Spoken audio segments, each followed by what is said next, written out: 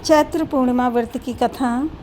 चैत्र पूर्णिमा व्रत की महिला के बारे में एक साधु वैश्य ने सुना और पूर्णिमा पर सत्य व्रत पूजन करने का संकल्प लिया। साधु वैश्य ने कहा कि जब उसे संतान प्राप्ति होगी तो सत्य व्रत पूजन करेगा। समय बीतने के साथ उसे वैश्य साधु के यहाँ पर एक कन्या ने जन्म लिया। कन्या के जन्म के बाद उसकी पत्नी ने याद दिलाई कि सत्य व्रत यानी सत्यनारायण भगवान की पूजा कराने का स्मरण कराया। लेकिन साधु वैश्य ने कहा कि कन्या का विवाह होगा तो सत्य व्रत करेगा, लेकिन वैश्य साधु ने व्रत नहीं किया। इसके बाद वो अपने दामाद को लेकर व्यापार के लिए चला गया। वहाँ भाग्य ने ऐसी करवट ली कि उसे चोरी के आरोप में राजा चंद्रकेतु द्वारा दामाद सहित कारागार में डाल दिया गया। इधर साधु वैश्य के घर में चोरी हो गई। इस कारण साधु वैश्य के घर में दाने दाने की मोहताजी छा गई। पत्नी लीलावती और पुत्री कलावती भिक्षावृत्ति के लिए विवश हो गईं। एक दिन किसी नगर में सत्यनारायण भगवान का पूजन हो रहा था। प्रसाद मिलने की लालसा में पुत्री कलावती पूजन में बैठ गई।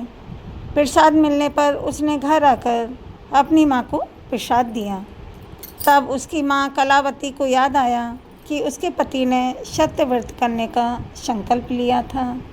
लीलावती ने अगले दिन श्रद्धा से व्रत पूजन करके भगवान से पति और दामाद के शीघ्र वापस आने की मनोकामना मांगी।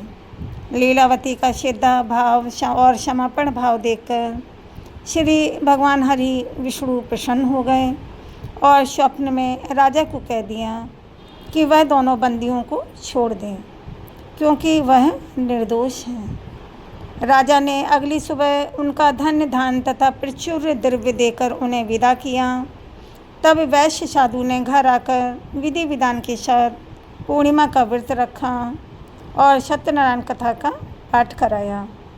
इसके बाद वे सपरिवार चैत्र पूर्णिमा सहित प्रत्येक पूर्णिमा और संक्रांति को सत्य व्रत का जीवन भर आयोजन करता रहा। इसके पश्चात सभी सांसारिक सुख भोगने के बाद उसे अंत में मोक्ष की प्राप्ति हुई।